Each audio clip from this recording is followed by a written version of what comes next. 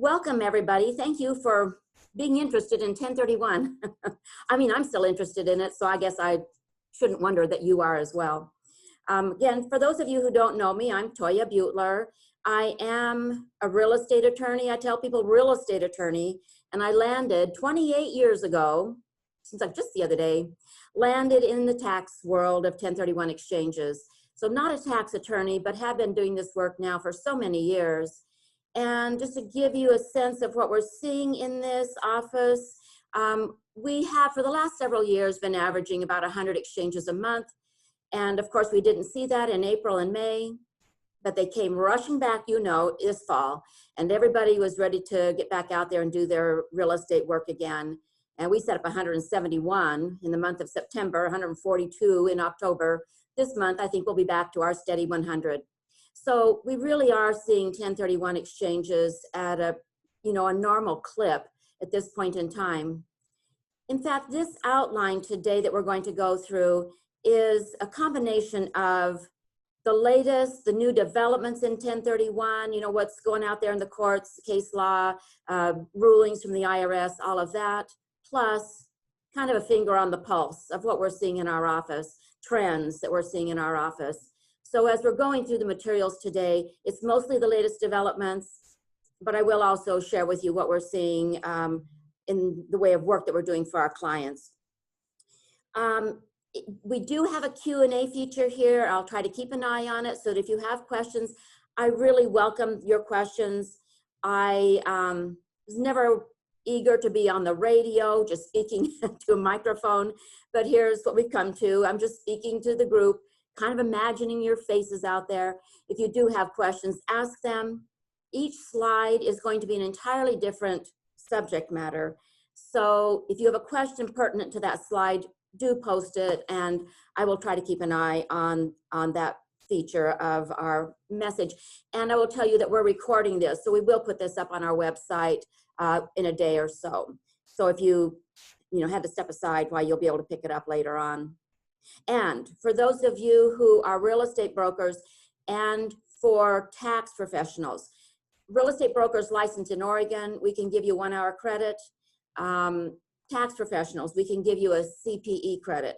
So if you would send an email to us, let us know, then we will get certificates to you next week.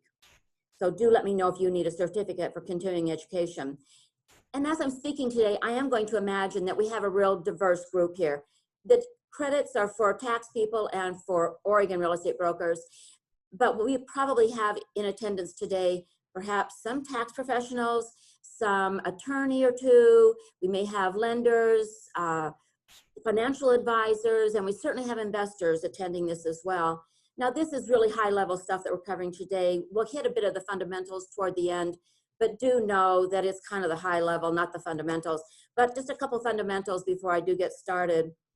2 things we do want to touch on is the like kind definition. And that is the only good rule, I say, is that all real estate is like kind with all other real estate, as long as what our client is selling and buying, residential rentals, commercial properties, and investment land, ag land, forest land, that kind of thing. So what does my client then have to buy? Anything they want, as long as it fits within one of those categories. And I had 2 calls last week where they were selling a duplex, and it finally dawned on me they felt they had to buy a duplex, each of those callers, and that's not what is meant by like kind. And because it is so broadly defined, our client can, again, buy darn near anything they want, as long as it fits within residential rental, commercial, or investment land. So the like kind rule, terrific. The second fundamental rule I want to talk about, then I'll take a couple questions here. The second is the reinvestment rules. That to get the best result in a 1031, our client isn't going to just reinvest the gain. Please, it's not just the gain. That's not the way 1031 works. What they're to do is take the net cash from the sale, that's after commissions, escrow, title, recording, our fees. The net cash is to be utilized toward purchase of new. Second, and the one that's least understood, is that if there is a mortgage on the property sold, they need replacement debt equal or greater. It isn't a factor of the gain in that property. To get the best tax savings, it's just spend the cash, equal or greater replacement debt. 1031, unfortunately, is not a way to go debt-free. No, if there is a mortgage, then they're to reinvest and get a new debt of equal or greater. Oh, I see somebody requesting a certificate. We'll get that out. And let's see, what do we have as a question here? Wanting to know what like-kind means. For example, if they sell a $750,000 home, can they exchange for a property that is $500,000? What is the line in the sand for an exchange? So if our client sells for $750,000 and buys for $500,000, thank you for that question, because it does illustrate that we do a lot of partial exchanges in this office where there isn't a full reinvestment. They want to take some cash. It's actually something we ask people when we are first setting up the exchanges. Do they want cash? If they want the best result, they'll roll it all through. But if they only want to buy something at $500,000 when they sold for $750,000, they'll pay tax on the $250,000, that gap. They will pay tax. But sometimes as a partial exchange, that's still a great tax benefit. Sometimes it's not. Some partial exchanges get a good tax result, some don't. And then we have to ask our client, and sometimes their tax professional, a few questions to determine if selling at $750,000, buying at $500,000 gets them any tax savings. Sometimes it does, sometimes it doesn't. And I see we've got a couple more questions. We will be talking about reverse exchanges. We will talk about improvement exchanges today. And can replace debt be short-term and paid off in a year or so? Absolutely. There's no requirement that they carry that debt any longer than they wish.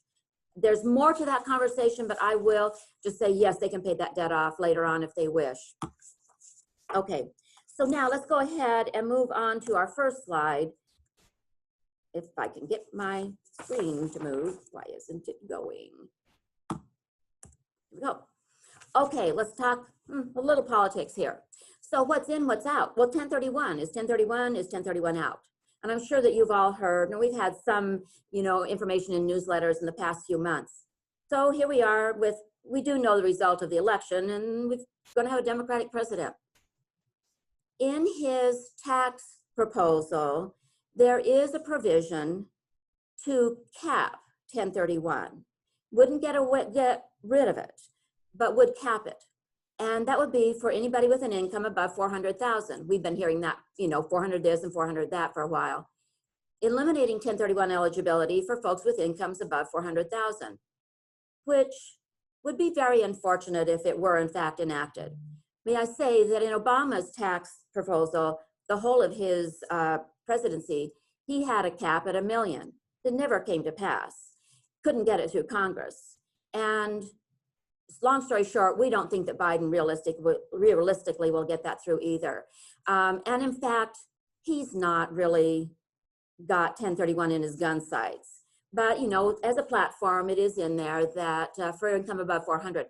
Well, you and I know that in our market, if our clients were not eligible to do 1031 with an income above 400, well, in fact, when they may have an income normally of 150,000, but when they sell this property, in the highly appreciated states of Washington, Oregon, California, which is largely where our work comes from, they would have to include the income from that sale, and that would throw them above the 400 mark. For so many of our clients, 1031 would no longer be available to them if this were to come to pass.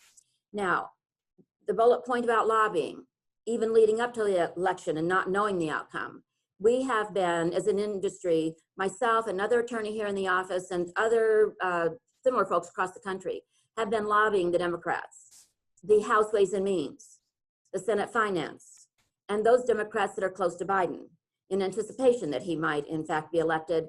And we have gotten the message out there. They get it. They understand the benefit of 1031, why it's been in the tax code 99 years. We are going to be celebrating the centennial this coming year. So they do understand the benefits. And we are, of course, like everybody else, keeping an eye on the Senate elections out of Georgia. And if the Republicans hold the Senate, then we're fairly confident that this provision will not get through. And even if the Democrats were to take the Senate, we think we still are in a good position. We can show how 1031 is good for a recovering economy. And we know in the real estate world how many retail properties are sitting out there not functioning at their highest and best. Office properties, the same. And 1031 historically has been used by developers to repurpose these properties and put them back at highly functioning capacity. So we can explain to Congress why, in fact, 1031 will be helpful to the overall economy, jobs, et cetera, et cetera, et cetera. So even if the Democrats took the Senate, we do not fear that we're going to lose 1031, but we will keep the pressure on and we will keep the message out there. So we're feeling pretty good right now. What is out in 1031 is exchanges for personal property. It used to be we could do exchanges of helicopters, cows, business assets. That was taken away with the TCJA, and those folks got expensing provisions instead. So we only ever do 1031 work now for real estate, which is of course the bulk of what all of us handle. Let's see, we got a couple questions here. I think we do. I can't spot, I gotta figure out how to get there. Oh boy. Okay, this is gonna be a challenge. Got to get that little arrow right on the spot. Silly. And I may have to bring one of my team members in here to keep an eye on questions for me. I need to dismiss these, I guess, in order to, whoops, no dismissed, open. Let's get over there. Technical difficulties. Sorry to be a dummy. I'm going to try a little bit more. Don't know why I'm, here we go. If a client sells a 3-unit condo with units at different prices, is it still the net sale of all 3 units that one calculates by? And the answer is yes. And as it is a developed by them property, how does one factor the development and purchase costs? So development, I did mention that we do exchanges for developers. If our client buys an apartment building, for instance, and they immediately convert it to condos, we get a question mark as to whether that property actually qualifies. I will tell you, if they're selling 3 units, yes, we look at the aggregate net sale price of all of those. If they have just recently developed the property, we do need to get on the phone and talk with them. I've got a bunch of tax-related questions I have to ask to determine if those condos are even eligible. I said we're able to do exchanges of rentals, commercial properties, land held for investment. 1031 isn't available for second homes. We'll talk about that later. It's also not available for inventory. So if your client just acquired the apartment, converted to condos to sell, that might be inventory and maybe not eligible. We'd have to have a conversation on that point. Question here about my slide 2 about the Biden limit of 400,000. That is, again, in his proposal. Obama had $1 million, and none of that passed, and we don't really think it will this go round either. So again, we're optimistic and hopeful for 1031 remaining in the code for the foreseeable future. Okay, next slide, extensions. And again, I know you've all heard about this because we too were putting information out. So this has been quite the year. I mean, we have had only in my nearly 30-year career 3 times that I can think of where our clients were directly impacted by a federally declared disaster. And only in the event of a federally declared disaster can we get extensions of 1031 deadlines. God forbid, a federally declared disaster. And here we got this year. So we did originally get some extensions for COVID. They only ran to July 15th. Those are behind us. We got extensions for fires in Northern California. A client of ours was eligible for extension because of those fires. We got then extensions. Our office sits in Clackamas County, and Clackamas County was designated a disaster county. And so by virtue of the fact that we sit in Clackamas County, a client of ours that was selling in California to buy in North Carolina, they got extensions just because our office is located here. So we have had extensions, but for anybody whose exchange is going to be selling this month and forward, not eligible for the extension. So at this point, there aren't any in play for any folks that are considering a 1031 exchange. we're going to need another federally declared disaster. Again, God forbid. So we did have quite a slew of extensions. We've really struggled. The rules for those extensions are pretty difficult to understand, but for the most part, people were given, for the fires, they got a 120-day extension.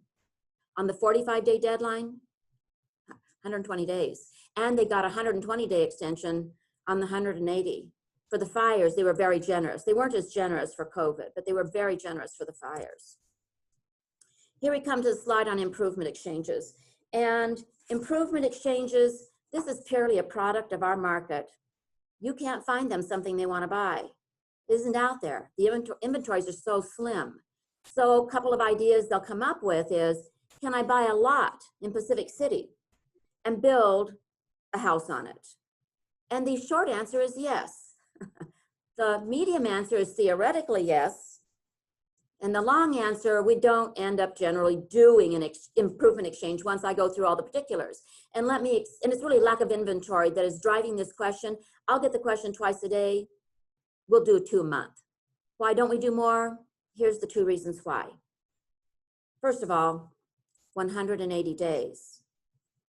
So our client sale closes, clock starts ticking on 180. And during that time, we have to buy the new property and do some work. We don't have to have completion of a project within the 180, but our client only gets credit for what did get done in that time frame. So we seldom see a project completed within the 180, but it will be beneficial, some work. But 180, and if my client is talking to me today, their sales closing today, and they haven't found the lot in Pacific City, and they certainly don't have house plans, and when will they have a builder that can start the project and permits and approvals? This isn't going to happen in a 180-day time frame. So the only way we end up doing improvement exchanges is where our client's been pre-planning for a year and a half. They found the lot, they got it under contract, the seller's waiting. I have to tell you, that's the one idea. They want to go buy a lot and build on it in Pacific City or somewhere. But the one that doesn't work is if they already bought the lot. If they bought the lot a year ago and now they're ready to sell something and build, we can't do it. There are 2 critical rules here. One is only 180 days. Secondly, we cannot make improvements to a property that they already own. If they already own it, we cannot. Now, I want to talk to your client anyway because, okay, maybe they don't own it, maybe their LLC owns it or something, and there's a related party. And, you know, everything we're talking about today, we're at the 30,000-foot level. And every one of these topics would require time on the phone with us. You know, might be 10, 15, 20 minutes to hash it out. We're trying to do this in 2 or 3 minutes. So the short answer is, yes, we can do improvement exchanges. The second answer is theoretically, and then the last is we don't do very many. Oh, I said the first of 2 issues is time frame, 180. The second reason these are difficult, again, our client cannot be the owner of the property while the work is taking place. So the seller is going to have to deed it to our company. The exchange company will be the temporary owner. What's the big deal there? Not so much. We do a couple a month. We're used to them, but the fees are most definitely higher. You know, a normal exchange for what we're being paid for is paperwork in the closing for the relinquished property. We're pretending to sell that. Later on, we're going to prepare paperwork where we're pretending, fiction, pretending to buy the replacement. The fees are quite nominal. In an improvement exchange, we end up the owner. The fees are quite a bit higher, and the transactional costs are significant as well. So theoretically, we can do an improvement exchange, but we don't do many. They're just so doggone complicated. And they only pencil if our client is, they only pencil when our client's doing like at least 100,000 of work, because the fees, transactional costs are high. You would never pay us to be the owner of a property while we changed out a furnace. That just wouldn't pencil at all. Question I'm going to take in a few minutes about second homes and how long, and we're definitely going to cover that question in a short bit. Okay, so now I'm going to go to our next slide. If I can get it to cooperate.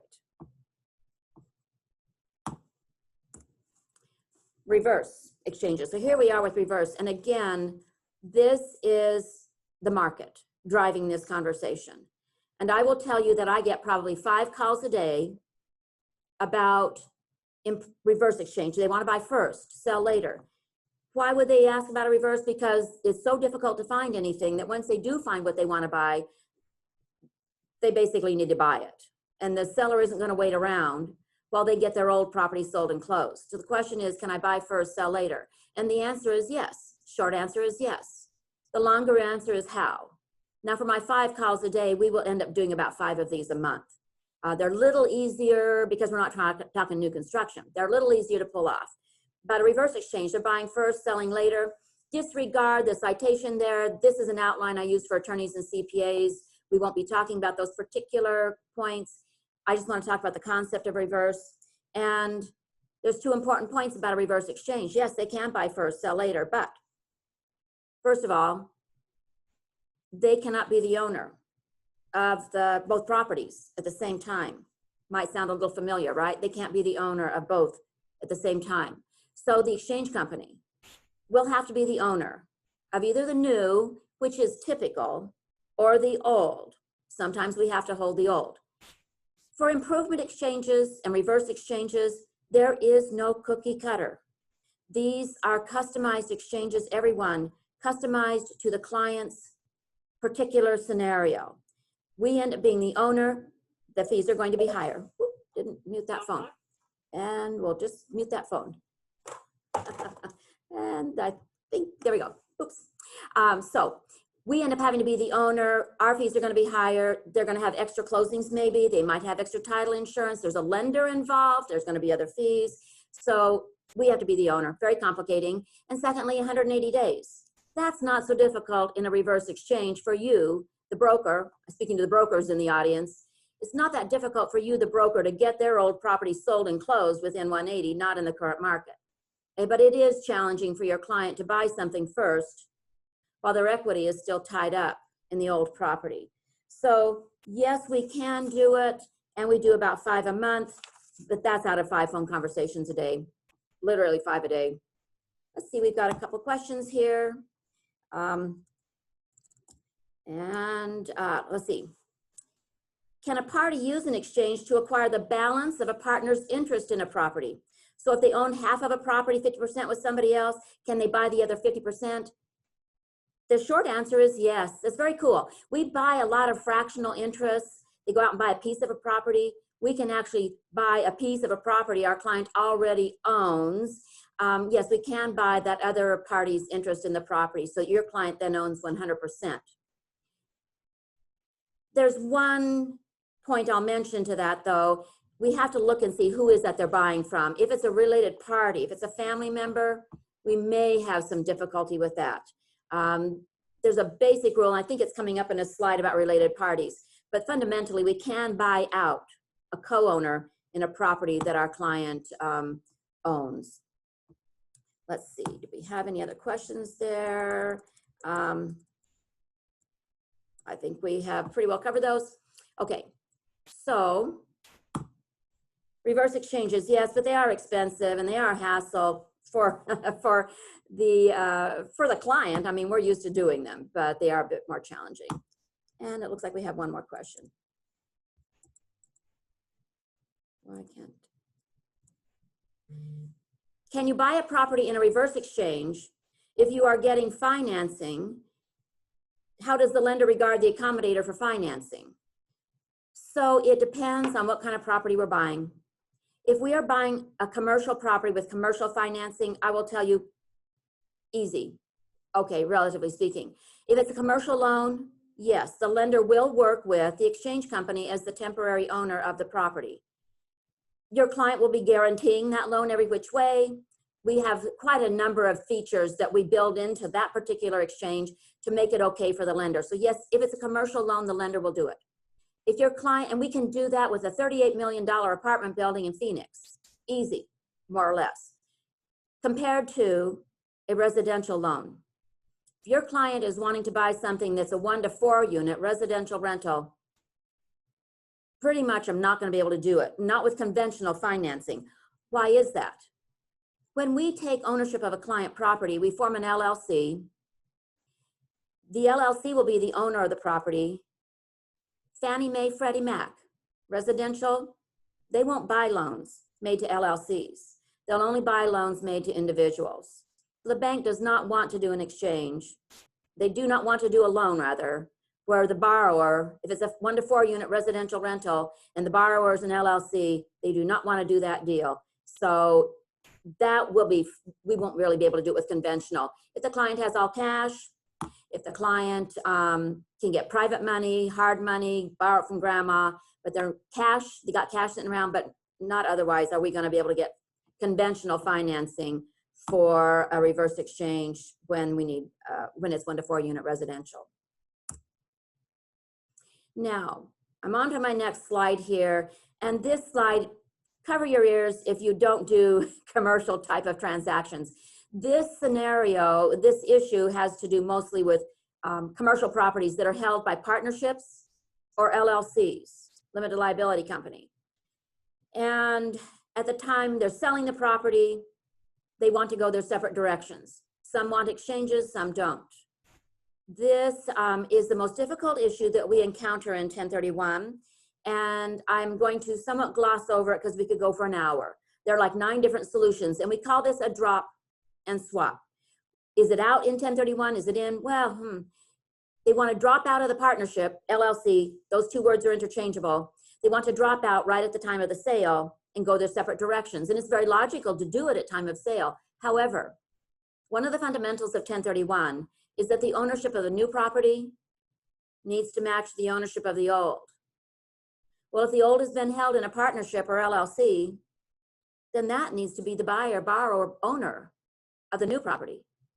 So if we're breaking up a partnership right at the time of sale, that's not, we're gonna, you know, we won't be able to comply with that requirement of 1031, that the taxpayer that sold has to be the taxpayer that buys. And so if you, I'll put this to you, if you are talking to somebody about the sale of a property that is owned by a partnership or LLC, would you as the broker ask the would-be seller, what do you plan to do once the sale closes? What do you plan to do when the sale closes? And if anybody says they would like to buy replacement real estate, we would need to want to be talking to that potential seller even before you take the listing agreement. If there's going to be a partnership breakup, we would want that to happen before you take the listing agreement, because we want a breakup. Then you take a listing from tenant in common owners. And then the purchase and sale agreement is tenant in common owners. And then the deed is tenant in common owners. We want a clean paper trail that they're tenant in common owners. Well, to get them to tenant in common, not rocket science, but there is work for their attorney. There is work for their accountant. Could be done in a couple of weeks if everybody jumps right on it, and then you can take your listing. Please, if you're taking in an appointment with an LLC seller, partnership seller, ask what they plan to do once the sale closes, and that will tip you off as to whether they're needing to break up. And if they're going to have to break up, then we would want them to do it well before the sale closing. We will do exchanges where the breakup is right at the closing table, but I have to tell you, we say it's an aggressive tax strategy. The partnership has owned the property, and now the partnership is not going to own the new. So to try to do an exchange like that is aggressive. They're going to have to get their tax professionals' approval of that. The IRS a few years ago added questions to the partnership return to detect this kind of event, a breakup right at the time of sale. And again, I say to you, I have like 9 different strategies in my head that we would pull out and see if any of those would work for the client. But the sooner that can be detected, the concept that they're going to break up, the better, the better. And if we have a breakup, let's do it. In fact, I've had 2 conversations this week. We want them to break up here in November. The sale won't close until January. The breakup on one tax return, the sale exchange on a different. Not much seasoning, but at least to get those 2 events on 2 different tax returns and hope, you know, the IRS doesn't connect the dots. You'll see a bullet point here too that California Franchise Tax Board is going after these breakups at closing. So we know that it's a point of interest for for auditors. And we do then try to detect this and get it fixed if we possibly can before the exchange. That's probably more than you wanted to know about drop and swap, dropping out of the partnership and doing the exchange or the swap, drop and swap. Okay, Next point is Delaware statutory trusts. I do want to mention this because it is fairly popular amongst some of our clients. They are selling, you know, they tend to be at or about retirement years, and they are tired of being a landlord. I mean, they're just done with it. So they want to sell the property, but they don't want to pay tax. Well, that means a 1031, and you got to buy more real estate, but they don't want to have to manage. These Delaware statutory trusts are a nice option for that older investor. And what this is fractional ownership. They are buying a piece as replacement property. It's a piece of an apartment building in Texas, a piece of an office, a medical office building in Utah, a piece of, you know, some commercial building in Florida. They tend not to be on the West Coast because, of course, price point is so high in this part of the world, but they're elsewhere in the country, and they buy fractional interest, a piece of an apartment building in Texas. So our client will not have to landlord any longer. They won't be getting the calls in the middle of the night. They don't own the whole apartment building. They might, in fact, only own 1.2% or 2.1%. They're usually very small. They're large projects usually. So it's fractional ownership. It works for 1031. It is real estate. It has all the features of real estate, write-offs and basis and all of that. And it transfers to the next generation the same way as all other real estate, with a stepped up basis if our client were to pass on. So the Delaware Statutory Trust is attractive to your client who is tired of being a landlord. But they're not going to sell that property. They're not going to list it with you until they know what they're going to do with those dollars. And so the Delaware Statutory Trust, or DST, does work for 1031, and we will see clients go this route 2 to 4 times a month. It can be the right thing for certain folks. So let's see, I think we've got another question here. I can get down there. Can two parties who own 2 properties half each exchange in a way that each owns 100%? So I have 2 properties I and my sister co-own. Oh, it's related party, but it works even so. Yes, related party in this particular instance, we're going to come to it in a minute, works. I own 2 properties with my sister. I want to own one myself. She wants to own the other. That is an exchange. It has to be documented carefully. We need to talk with people about that. So yes, that can be done. I'll give you my half, sis. You give me your half. But it has to be well documented like any other exchange. They can't just go in and record deeds. They would be taxable if they just went in and recorded deeds on that scenario. So they absolutely must get in touch with their attorney and accountant before they undertake that change of ownership. And let's see, I think there's another question. Compare the DST to the REIT. They feel almost the same to our client, but they are not the same. And in fact, they are both considered securities. The way these are sold, the DSTs, they are a security. So you, the broker, aren't going to earn a commission on that, and they can't get it through you. They have to go to a financial advisor that sells these. And so the difference is that a REIT, a real estate investment trust, doesn't qualify for 1031 because when our client would buy into a REIT, they're not getting real estate. They're getting a shareholder interest in a company that owns real estate. And being a shareholder in a company is not real estate interest. The Delaware Statutory Trust, they are getting a piece of the real estate itself. And the IRS has very clear rules about how the Delaware Statutory Trust, DST, needs to be structured so that it will be considered real estate. So it feels the same to your client as a REIT, but it is totally structured differently, so does not, not the same at all. But they buy them from the financial advisor. Now, try to get back down to that next question. Well, let's see. Why am I having different? If I sell a duplex where the client lives, can they exchange the whole thing or only the part they rent out? Wonderful. That is what we call a mixed use property. The half that's rental, that's the 1031 exchange. The half that our client lives in 2 out of the last 5 years, that part is a tax-free primary residence sale. So we do work with mixed use properties all the time, and we could, if they wanted, go out and buy a 4-plex where they will then themselves live in 1 unit, and we'll buy, in the 1031, we sell the rental unit to buy the 3 replacement rental units. just totally workable to have a mixed-use property like that, both as what's being relinquished as well as what's being replaced. And I think I saw another question there that I do want to take. The question about related party. Yes, so the basic rule is you can't buy from a related party. The scenario I threw out there was that we're going to swap directly. In fact, you can swap directly. There is a 24-month, 2-year seasoning on that. My sister and I can't go sell the property we just got from the other. We have to sit on them both for 2 years. Related parties are quite complicated. The question I think goes on, what if I want to exchange into a house my mother owns or vice versa? If you want to buy from your mother, and let's just see, that's our next slide. I'm going to go there. Let's just go there.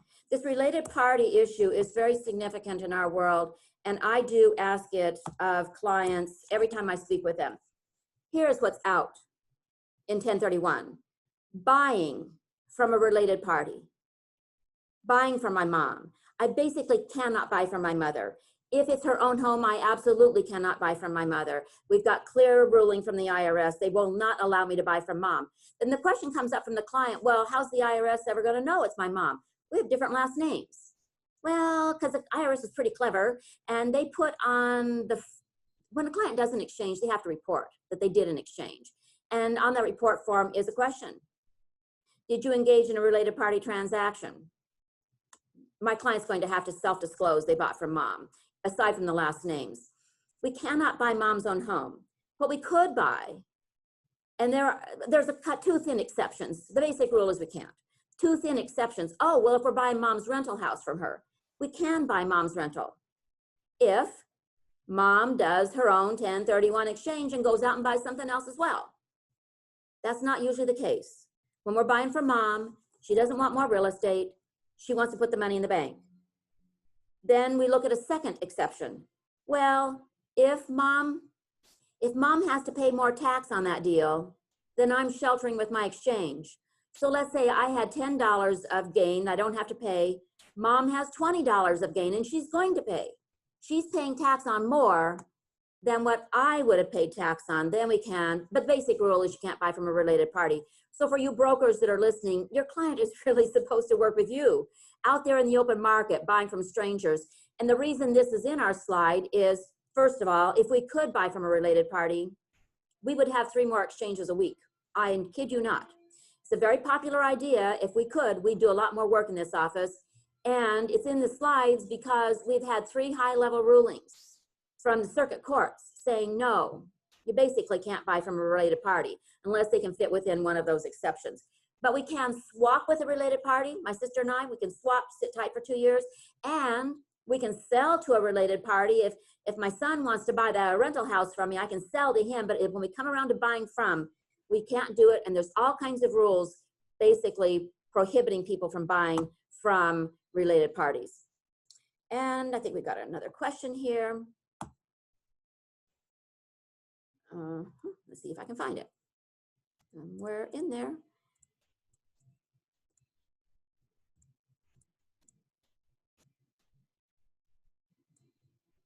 Nope, I'm not spotting it. So if I didn't answer, you know, all of you, as much as anything, I want you to know that if you have any questions after this, and the last slide is going to be our contact information, you can shoot an email over, get on the phone with us. You know, that's the fun part of our work, really, is being a resource for you on questions. We only get paid if there's actually an exchange that goes through, and half the calls we get won't turn into a 1031. So that's fine with us. We just want to be that resource, get you the information and your client the information that is needed in order to make decisions that are right for the client. So now, because we're getting a little tight on time here, I have to spend time on this slide. What is out in 1031? Second homes. Remember, 1031 is for rental properties, commercial or land held for investment. It's not for second home. It's not for personal use properties. And here's citation to some cases to prove the point. The Moore case listed, the last one listed there, that was actually a taxpayer. We try not to use that word in this office because it does not go well if we call somebody a taxpayer. That's not why they're doing the 1031. But in that Moore case, the taxpayer sold a second home, bought a second home. Gosh, doesn't that sound like kind? Fought on into the courtroom and lost. 1031 by definition is not for second homes. But if I may say, the 171 exchanges we did in September, the 142 we did in October, nearly the 100 we're doing this month. I mean, we will hit that, but probably most of what we're doing this month, what we are buying is a property that will eventually be a second home or a primary residence. You know, really it's COVID as much as anything, the ability to work remotely. And so the bulk of what we are doing this fall are not commercial transactions. Commercial's really hurting right now. The financing difficulties with commercial properties, almost everything we're doing this fall have been the sale of small rentals, duplex, single family, triplex, and we're gonna go buy $1 million home on the coast, rental home.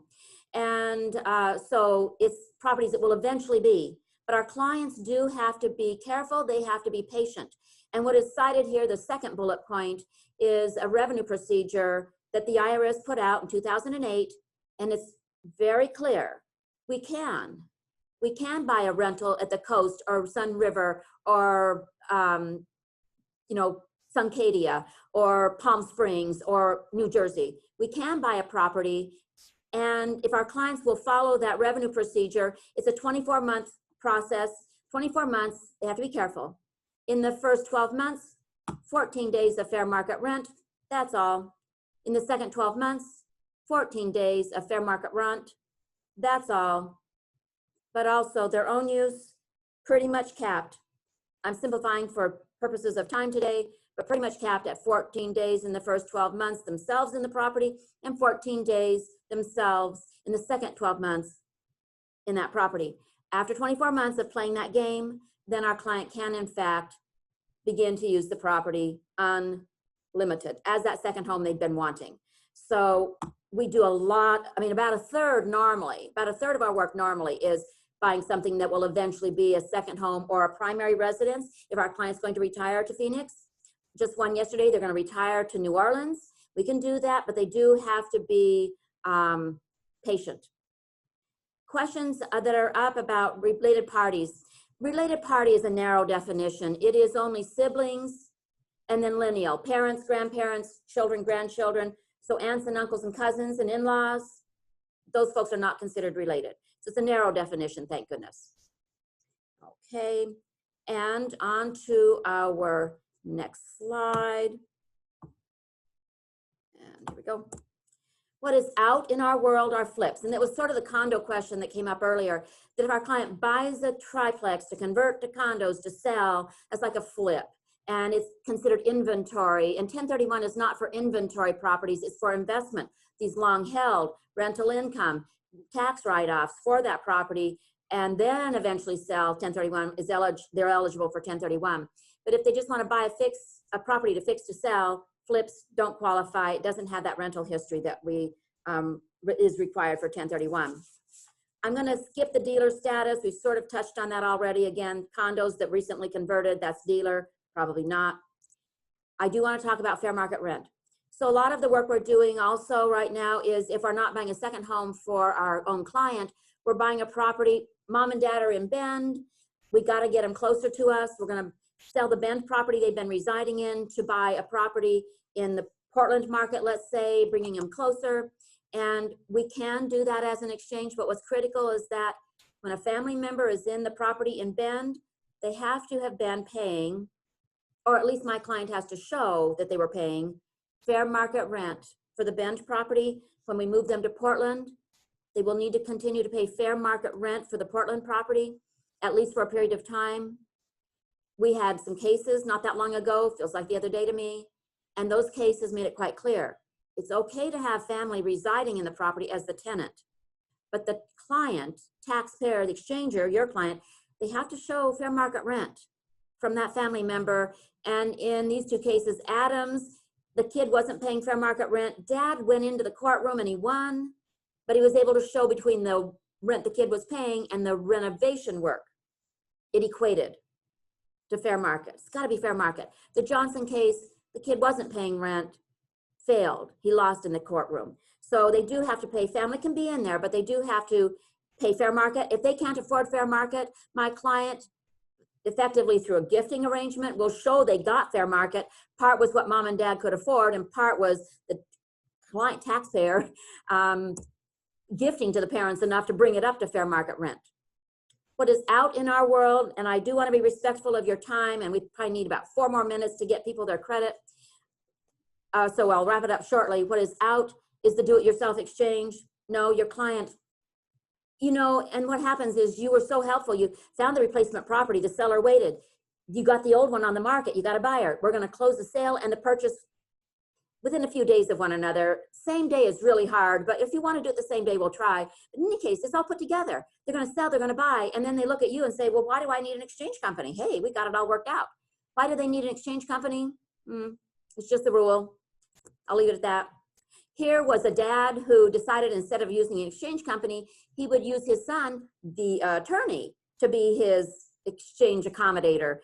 And he lost in the courtroom. They got to use an unrelated, not an employee. They have to have kind of a, you know, a neutral third party. That's somebody like us. This is my last slide, and I do want to spend a minute here talking about audits. The good news is, of all the exchanges we do, only 2 to 4 a year get audited. It is not the exchange. It's never the exchange that triggers the audit.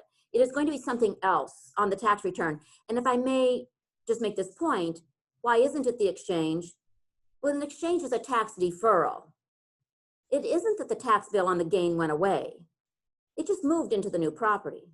So sitting there is waiting. And so the auditors, IRS, State of Oregon, California, we've had clients audited by all 3. They just figure they'll get the money someday. And honestly, we're telling the folks in Congress, the truth is, they usually will get the money someday. Right now, it's a good move to buy the place at the coast as a eventual second home. But later on, you know, 10 years from now, the kids aren't using it. We don't go there anymore. Why do we have this place at the beach? We're just going to sell it and pay tax. No, we don't want more real estate. It's a tax deferral. So for that reason, and I'm sorry I'm talking too fast, and I probably didn't warn some of you. That's just the way I'm wired, but maybe you know me well enough to know that. But as we wrap up here, so the audits, 2 to 4 a year, it's going to be something else on the tax return. How do we even know? Our client contacts us, and what do they want? The piece of paper out of our file where they identified the replacement property. Those deadlines, we haven't even talked about day 45. When the sale closes again, the clock starts ticking on 180 days to complete the exchange. Generous, 180 works very well for most. But they have only the first 45 to identify.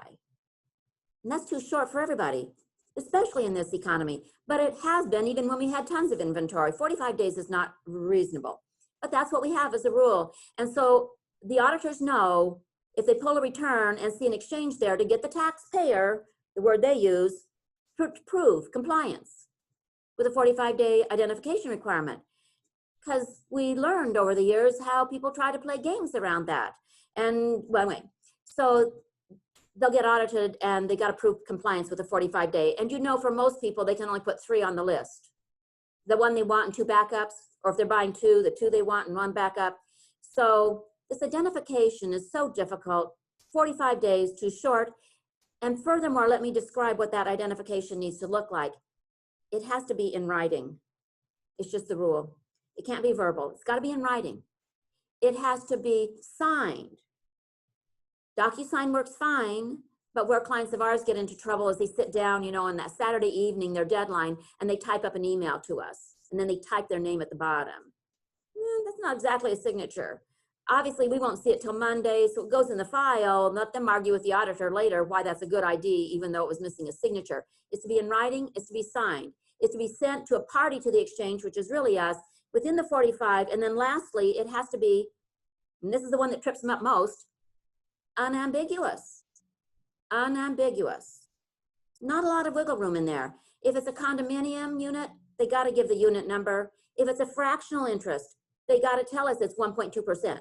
If it, well, they got to give us not just the street address, but the city and the state. And that happens frequently enough where they forget to leave the city and put the city and state on.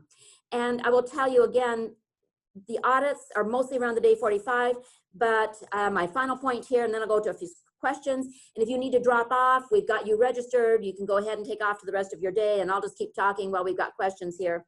But the audit targets, California, and because so many of our clients are coming out of California, we are attuned to those audit targets for California. They're going after related party.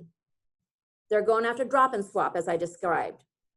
They're going after taxpayers that are taking cash out before the exchange or cash out after, oddly enough. So they buy a property, they sink all the cash in there, and then they want to pull cash out right away. California is looking at people trying to get cash because, of course, they're going to try and tax them on it. Oregon, our clients that have been audited by Oregon, it's the 45-day, and the Oregon auditors want a copy of our exchange agreement. They want to verify that, in fact, your client was working with an exchange company because they have a notion that people think they don't need one. The IRS is going after the 45-day as well. They're looking at cash, boot to your client, things that they can collect income taxes on, and they're looking at related party. So those are the audit points for the 3 authorities that our clients end up having to talk to from time to time. So there, of course, is our contact information. You can call or shoot emails over, and I'm going to come back over here now to our questions and see, does Airbnb count as fair market rent?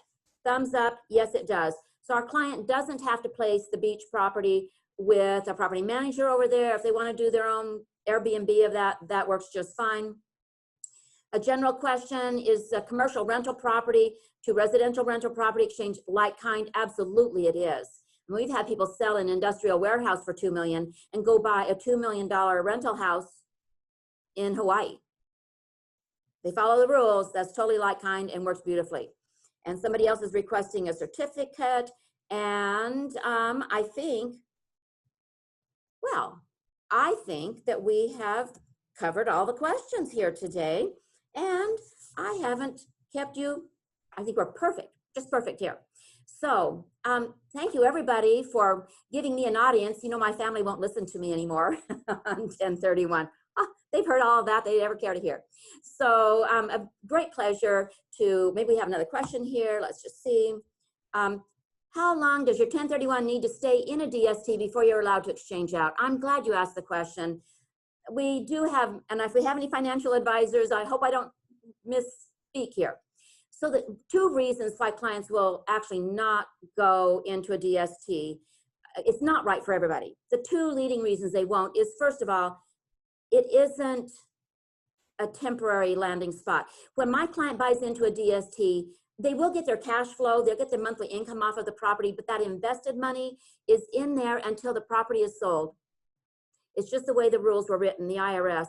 And so they, until that building sells, and typically these are on 10-year loans that cannot be refinanced.